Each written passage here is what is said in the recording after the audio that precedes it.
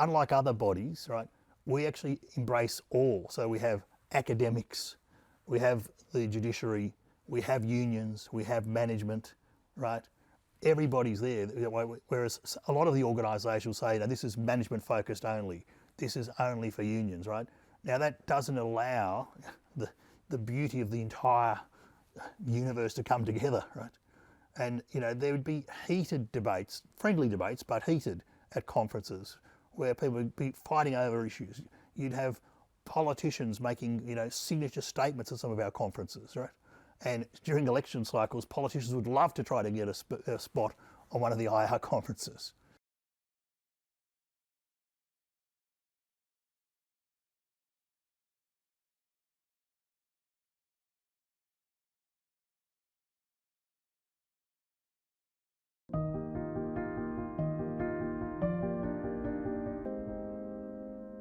I understand there's some debate about whether the New South Wales Society or the National Society came first. I think that at the time that the society was established, it didn't really matter, but it did start in New South Wales. I think New South Wales rightly claims that it came first, and the Industrial Relations Society of New South Wales is formed longest running industrial relations society in the country.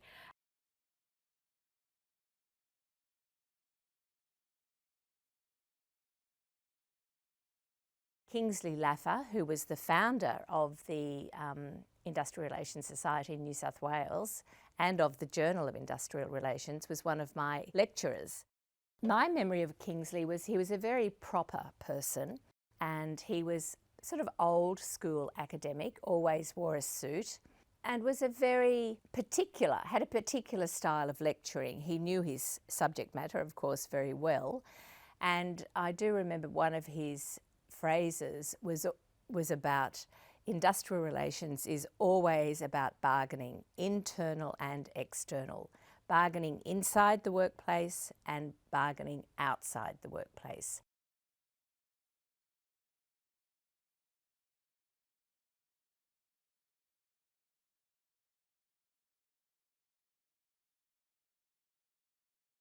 Kingsley told me that to get it established, he had to really get the practitioners involved, and one of the people he really wanted to get involved was John Kerr, who later became Sir John Kerr, who was reluctant to join apparently, but once they offered him the presidency, he became much more interested, and so he was one of the early movers and shakers, and there were people on the trade union side, particularly the Labour Council of New South Wales was very deeply involved in the society.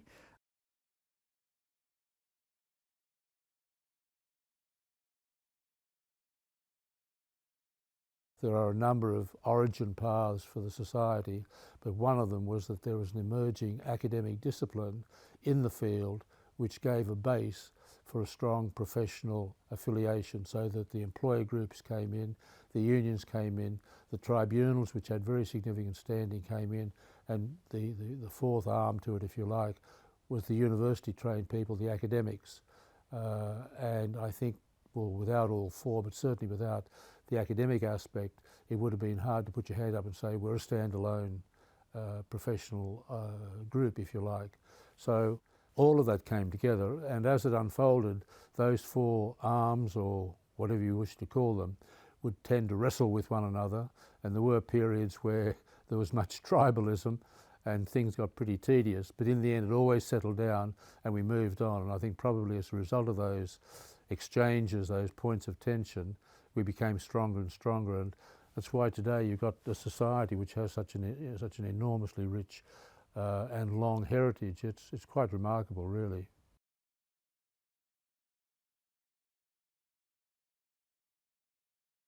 In the early years, it was certainly overwhelmingly male. In fact, in the early journals, JIRs, on the page where it was described the society, it said applicants for membership had to be nominated by 2 financial members who had to personally know him. It wasn't them, it was him.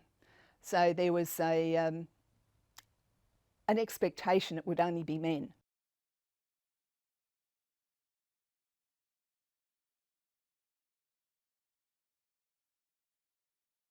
When I went to CSR's industrial department in, as I said, 69, Brian Brennan, who was the chief industrial manager, said to all of his people, "Now you really should join the Industrial Relations Society and meet a few other people." So we all did, dutifully, and it was great because it was a chance to meet other people, not just hearing the same thing in an employer association, but talk to unions and commissioners and lawyers and whatever, and it was great camaraderie, and we learnt a lot. I learnt a lot.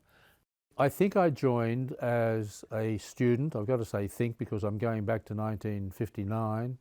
I certainly remember John Kerr chairing a meeting or two that I was at. I was there as a student member of the Industrial Relations Society. I remember almost nothing at that time. It was only later on that I put a face to a name and they said, "Ah, that's John Kerr." And his escapades a little later on with Gough Whitlam became something of a badge of honour for the Industrial Relations Society.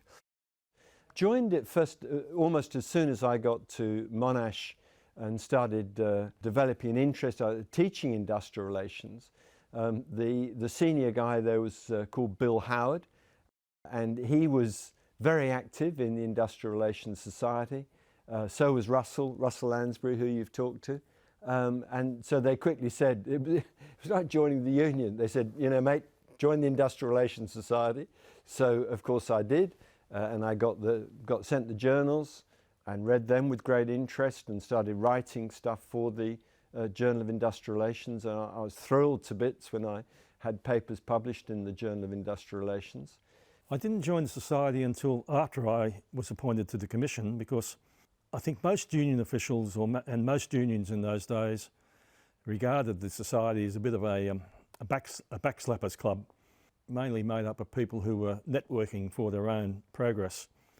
I had attended a couple of conventions and I had been the guest speaker on a couple of occasions when I was with the union, but when I went to the commission, I thought it was important for the commission to have a role in the IR society.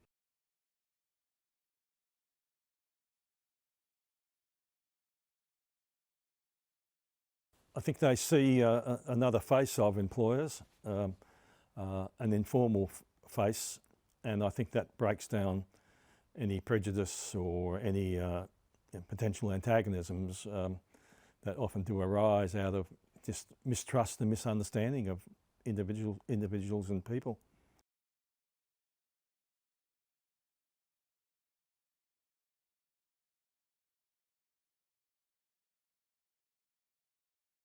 The society was formed in Newcastle in the late 70s because of the hostile industrial environment. It was the single limiting issue to investment and job creation. And the business leaders, union leaders, all got together and decided that the Industrial Relations Society, with a branch in Newcastle, was the best way to create communication, create relationships. And of course, I was part of that as a very junior member at that time. But by the time we got to 87, I knew everybody, they knew me. Some people made decisions that I might be useful in that conciliation role as a catalyst to improving and maintaining the improvement in industrial relations in the region.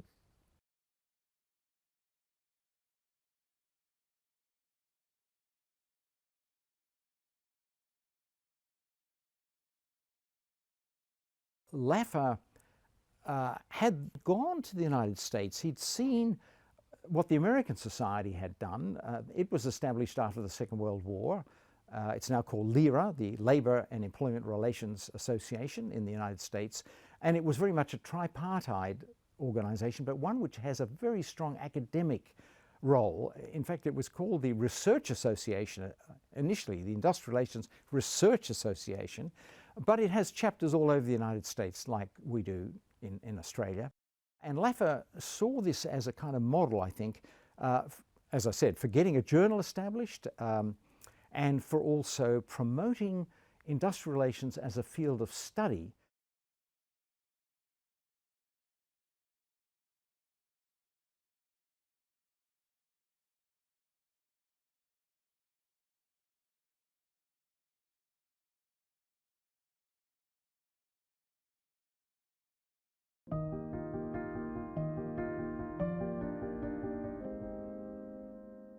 I've spoken to a lot of friends who were members of the society back in the 70s, and the thing that always comes through from everyone is they talk about camaraderie, friendships, networking, and it was a brilliant networking organisation, and it meant that you got to know the people on the other side. They weren't the other anymore. They were someone you might have had a beer with in the pub, or you might have gone to a conference with, and we got to know each other.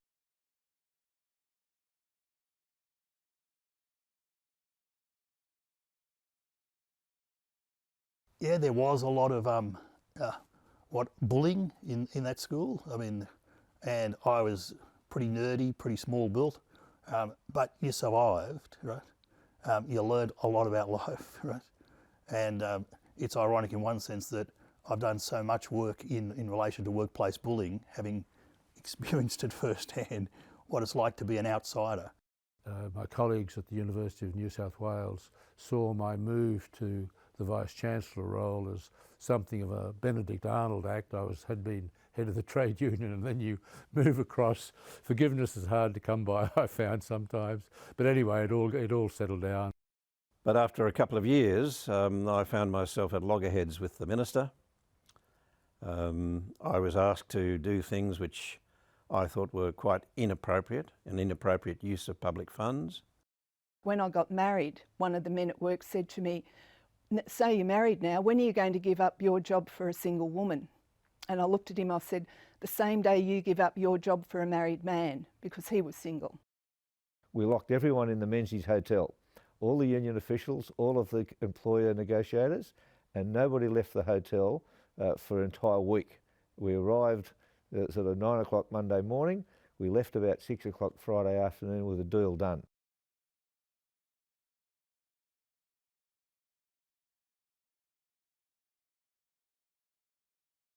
The annual conferences are memorable, right? I mean, you know, in the 1970s, 80s, colourful to say the least, right? We had legendary people in those conferences, right? We had legendary events. We had the train trips to Bathurst on one conferences. We had conferences in Terrigal. You know, we had unions singing Solidarity Forever, right? You learn so much by dealing with people who sometimes will be your adversary, really. But you get them in an environment where it's healthy debate on issues, and you're just building up a long-term connection with these people. And spanning now quite a long time, a lot of the people I met way back as a student, I'm still in touch with, you know, many years later. So the IRS provides that connection. If you want to make it that, I mean, it's not a connection to get your job, it's a connection of learning, right? It's great learning, and you're learning from a lot of people. I used to organise the conferences for 10 years, and that was always an interesting exercise because traditionally we'd always invited politicians, despite the fact most people thought they were a waste of time. But we'd invite the minister and the shadow minister, federal and state, and quite often, depending on who was in government, the Labor members generally or always came, or if the minister or, you know, spokesperson couldn't come, they would send somebody else. But quite often you'd have to ring up the Liberal member's office and say to the staff, "Oh, just letting you know the opposition is going to come to the conference," and that often resulted in them deciding that perhaps they might come along.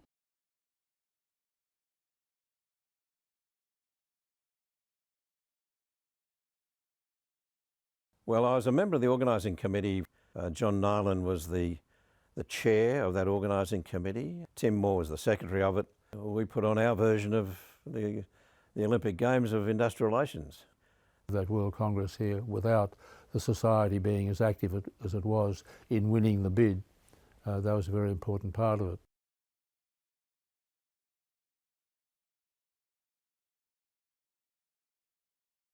The standard calendar is the Finnegan Rudd Memorial Dinner, which is usually held in an evening in July, and that honours Maury Finnegan, who was around in the AWU in the early days of the concept of the society, and Maury Rudd, who led the AWU at the time that the steelworks hot end steelmaking closed.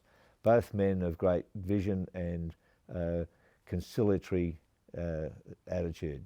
Then we have the annual conference, which is a 2 or 3 day event around October, which is a collection of speakers on the major industrial theme of the time.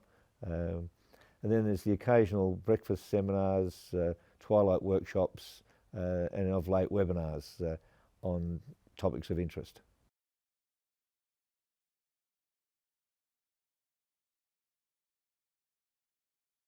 During the pandemic, one of the things that has really emerged is the use of technology to deliver seminars and presentations.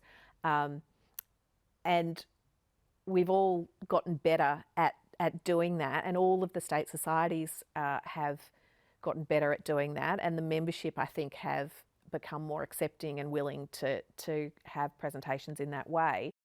It's really enabled us to stay local in focus so that we can, or local in connection, so that we can still have connections, and fostering those discussions and camaraderie at a local level that I think is really integral to the success of each state body. But to get that national focus and to leverage off each other and to offer more to the membership of each of the state society groups.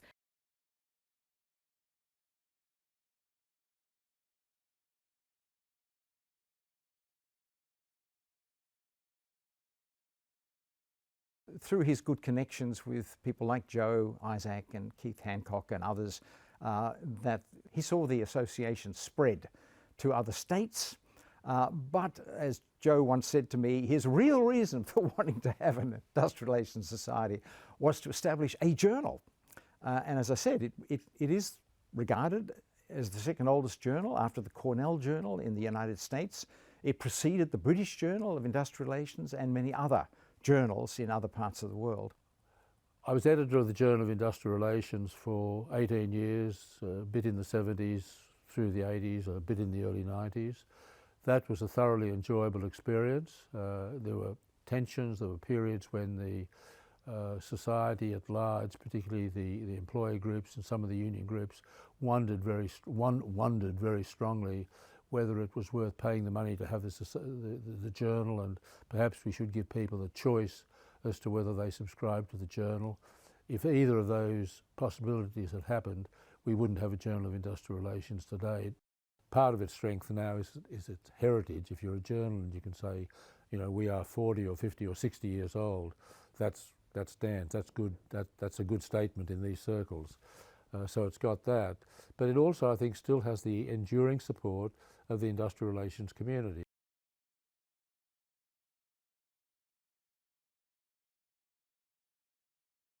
Because the New South Wales Society managed the Journal of Industrial Relations, but the Treasurer had to manage all the external subscriptions.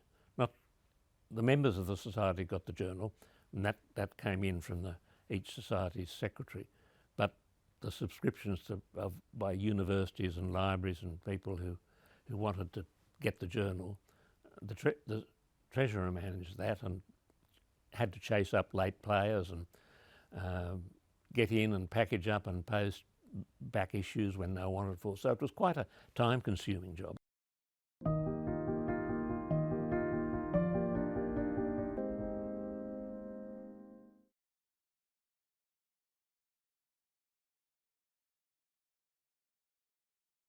The thing that's always been my ambition in my workplace has been to help people. In industrial relations, you are there as an agent to help people. It wasn't a straight path to industrial relations for me. I found it and loved it. Well, it was so rich, but it also, it was about power in society. It was about people's rights. I became politicised because of Vietnam. I went about a metamorphosis of becoming industrially active and also politically active. I love the psychology, the science of human behaviour, and I think once I started work, that sort of brought out that interest in me.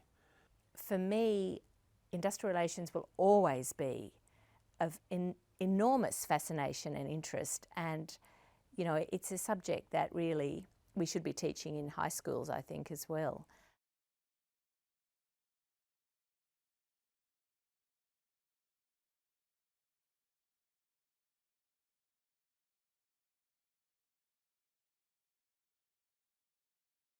Well, the reservations were very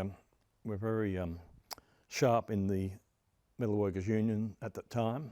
The Victorian branch was cynical.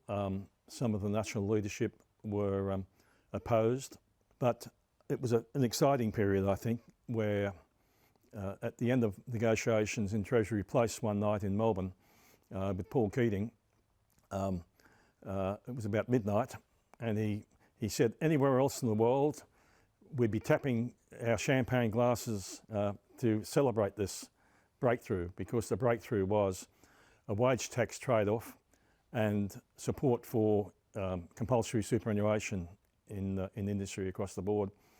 And it was a very historic moment. We then had to go out and sell it to the membership, and I was pleased to be able to speak at a lot of mass rallies around the country in support, and we got endorsement from the members to adopt that strategy. And the strategy was that essentially wages are not the only factor which go to make up your standard of living. It's also tax, it's also things like industry super, like a decent retirement outcome.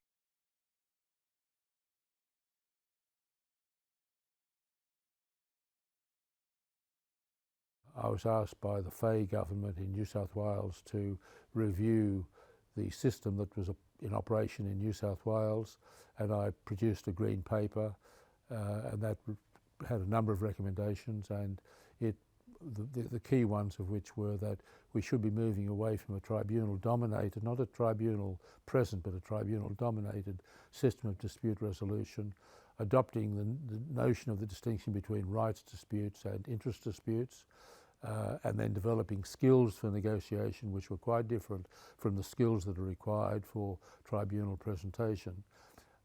My report was issued, John Fay picked it up, and it was passed in New South Wales. At the same time, the Keating government became interested. Peter Cook, who was the Minister for Industrial Relations, I think at the time, commissioned me on behalf of Keating to do a similar report in respect of the Federal Public Service, and I prepared, or I chaired a committee that prepared a report on enterprise bargaining in the Federal Public Service.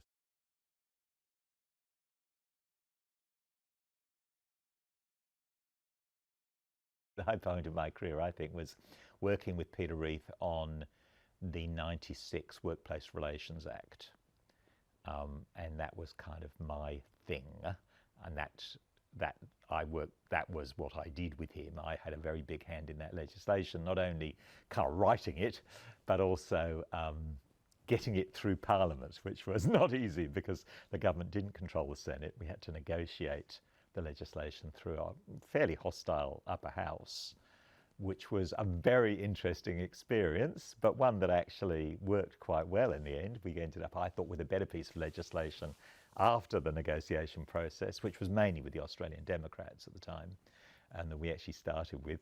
So, so that was kind of the most challenging and difficult period of my whole career, I would say.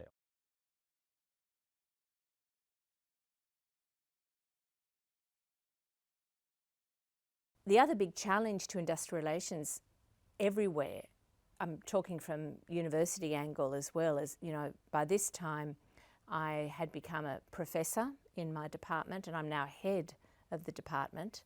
The big threat to industrial relations teaching and the subject itself in Australian universities came from human resource management, and that also was reflected in workplaces where human resource managers and human resource management was really the flavour of the month, and dwarfing industrial relations.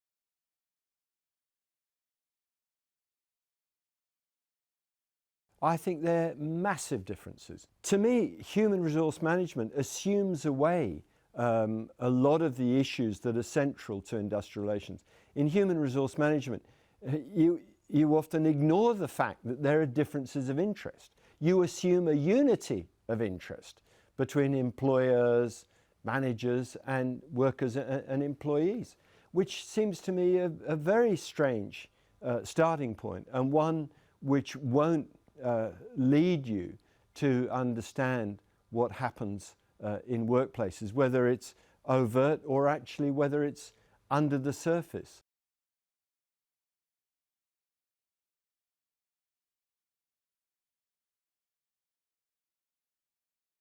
There are already other bodies that deal with industrial relations, but so the lawyers have their own association. There's the Australian Labour Law Association that covers sort of on one level the same stuff we do. There's the unions have their own kind of outfit that brings all the union people together. Academics have IRSNSW, which brings all the academics interested in industrial relations together. So there are all these kind of, and HR people have RE. So there are lots of other bodies that deal with kind of what I will continue to call industrial relations issues, workplace relations issues, employment relations issues, whatever you want to call them. But they're all focused on particular, relatively narrow interests. So your union, academic, employer, whatever. Whereas we in the IR Society bring all those people together, which is very important, I believe, and that's really our value add, if you like. And so if all we're doing, we don't just do what the others do, because what we do is bring people together.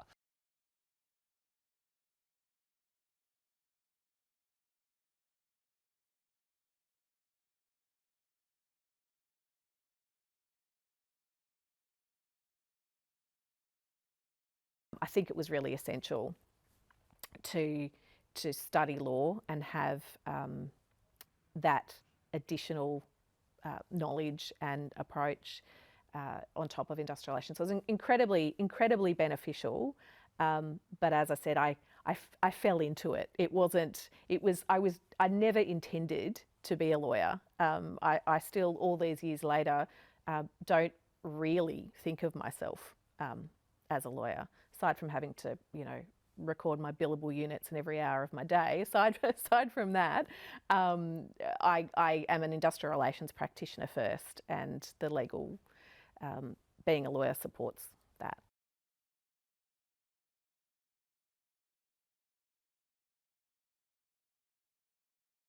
In the future, the female membership thing, I think on its own is not an issue, but perhaps networks for women and mentoring for women, in that the issue is not when they enter the field, it's getting progression in the field that's probably the barrier now. But we have a lot of leading female lawyers and practitioners now too in industrial relations.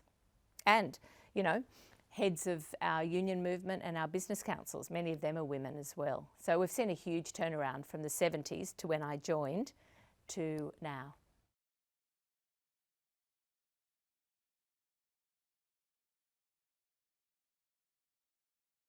I think people thought industrial relations is a bit of a dinosaur, it's just dying. I think that's absolute rubbish. The issues have changed a bit, but we've kept up with it. So issues like bullying, issues like sexual harassment. You think of some of the big issues that are, if like front page stories still, there may not be strikes so much, but issues about sexual harassment, issues about workplace misconduct more generally, issues like whether you can require people to be vaccinated against COVID. These are big stories of general interest to people, and obviously very important at the workplace level.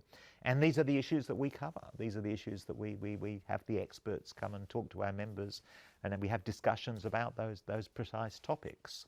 And I want us to continue to be at the leading edge of discussion on how best to deal with these things. So I think we've got a very good future if we choose to grasp it.